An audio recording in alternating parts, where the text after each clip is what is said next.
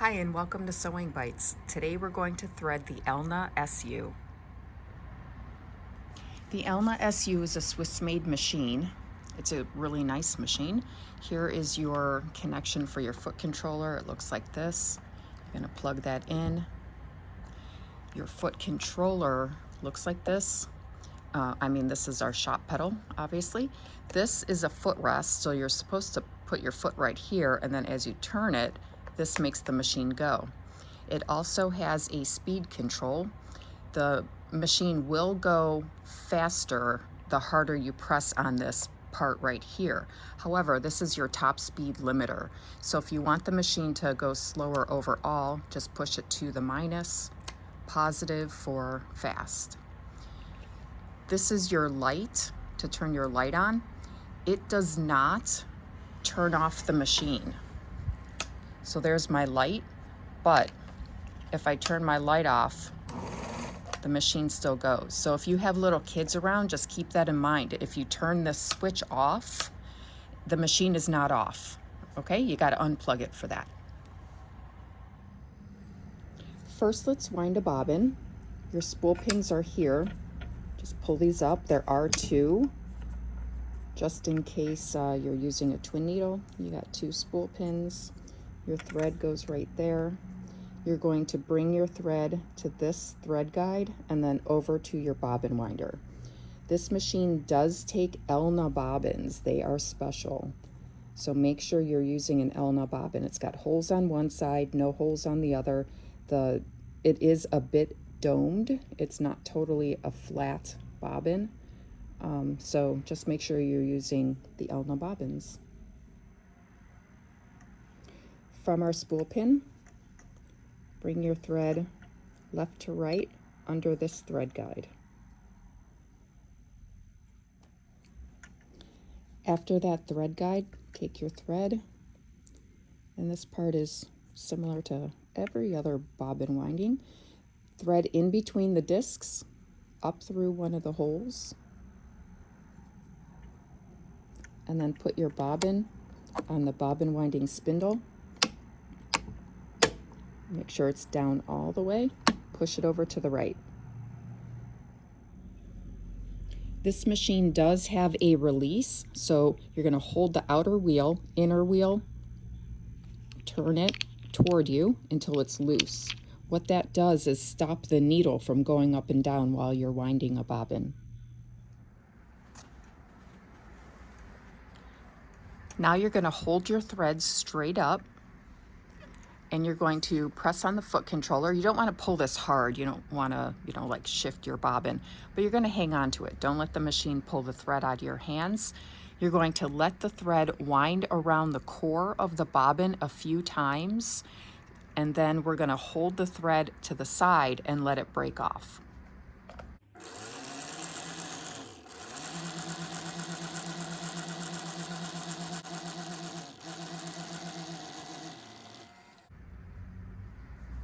All right, when the thread bumps up against the stopper, which is this part, it'll stop winding. And you may have noticed that this tends to go up and down. It lifts when you're winding a bobbin quickly. So just be careful. It might fly off, so, limit your speed. Then we're going to push our bobbin to the left, take it off. You're going to cut your thread, and we're going to install our bobbin into the machine. To install our bobbin, I've taken off the presser foot and the needle so we can see it better. You're going to lift this back. Your bobbin case is right here, and it is tilted. Like, it's not supposed to be flat, it's tilted. You're going to put your bobbin in with the holes up so that if you pull your thread, the bobbin turns counterclockwise. The groove is up here at noon. So see, like on a clock, your groove is right there at noon. Finger on the bobbin, pull the thread down, and leave it there. After we've installed the bobbin into the machine, got to make sure you tighten up your hand wheel. So we're going to hold the outer wheel, turn the inner wheel away from you, and just hand tighten it. But you're going to tighten that so that our needle will go up and down again. threading the top of the machine, we're going to start like we did with bobbin winding. We're going to go from the spool to the first thread guide right here, and it's going to go left to right. Then you're going to bring it through this pigtail left to right. All right, our thread, so into this thread guide.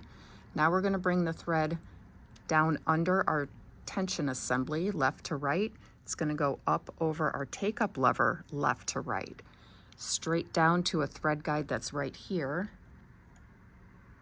and then we go to our needle.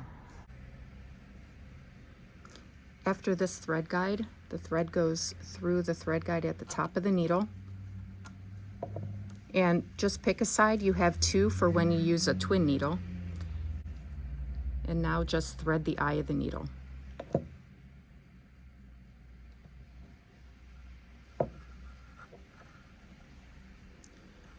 To draw up your bobbin thread, hold the needle thread loosely, turn your hand wheel toward you till the take-up lever goes all the way down, all the way back up. When you tug the needle thread a little bit, you're going to see this loop. That's your bobbin thread. Pull it to the top side, and then both threads go under the presser foot and toward the back of the machine. Close your bobbin door. Oops, don't close your bobbin door on your thread though. And this machine does have a thread cutter on the back of the presser bar, so you can cut your threads there. Not all machines will have that thread cutter on the back of the presser bar. And let's move on.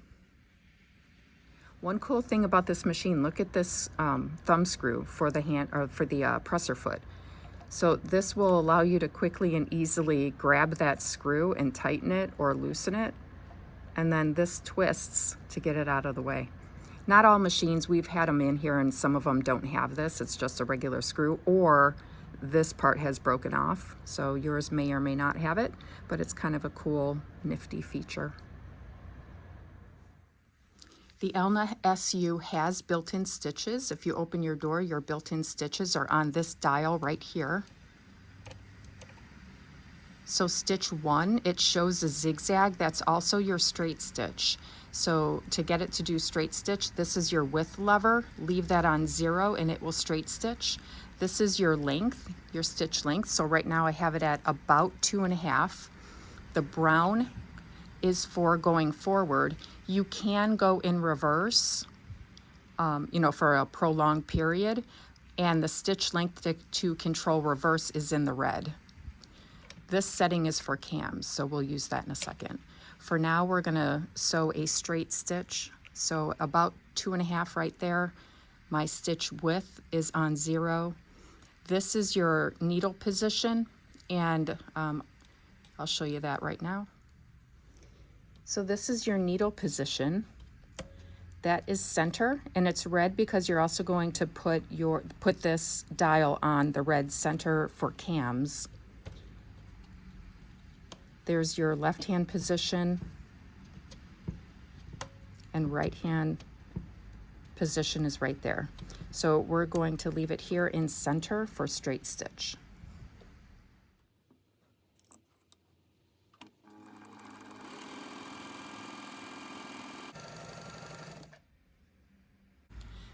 This is your reverse. So if you want a back stitch, this is the lever you're going to use, is this silver one. For prolonged reverse sewing, that's where you would turn this to the red area. So I'm going to just leave it where I was at straight stitch, and I'm going to use this for my back stitching.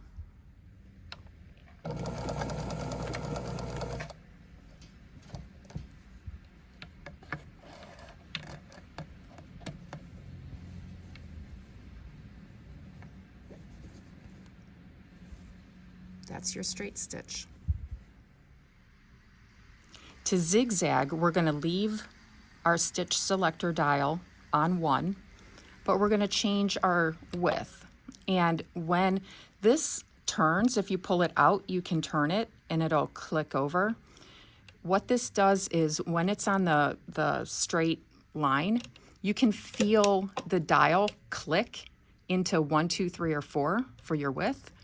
If you're doing a satin stitch and you have your stitch length really small, and you want to do a tapered satin stitch. You're going to turn this dial to the arrows, and what that does is take out the clicks, so it turns into a slider. So then as you zigzag, you can slowly slide this to 4 for a really wide satin stitch, and then back to 0 to taper it down. So I'm going to leave it here because I just want to click into a 3mm zigzag, and I'm going to put my length at 2.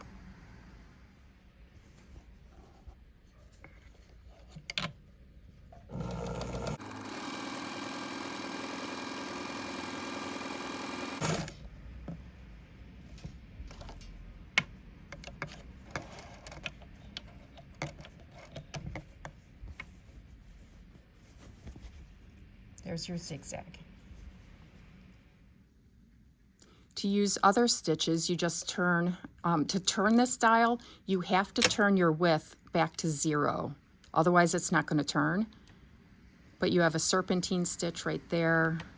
You have your blind hem is right there. There's a blind hem for knits. And then you just, change your width and length accordingly. To use cams, you need to have your width on 0 because that unlocks the cam mechanism. So put this on 0, and we're going to turn this, go that way, onto A. A means automatic, and that's what activates your cam.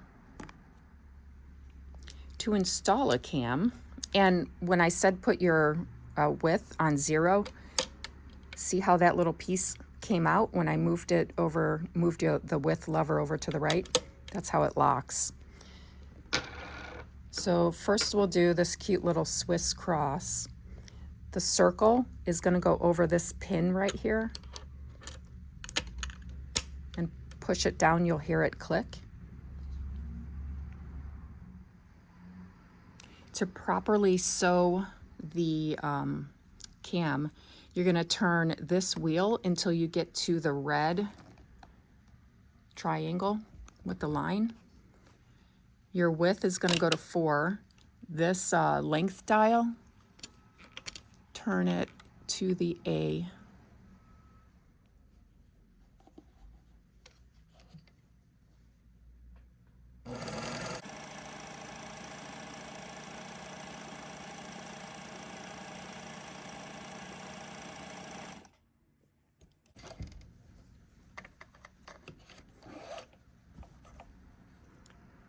Look at how cute that is. I love this one. To remove your cam, you're going to first put your width lever to 0, take your length lever off of A, and then push the silver button, and your cam will pop off.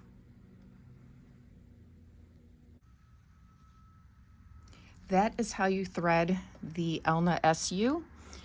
This is a great machine if you ever see one and you're just like a sewing machine fanatic like I am. It's a great machine to add to your collection. If you have any questions, please put them in the comments, and thank you for watching Sewing Bites.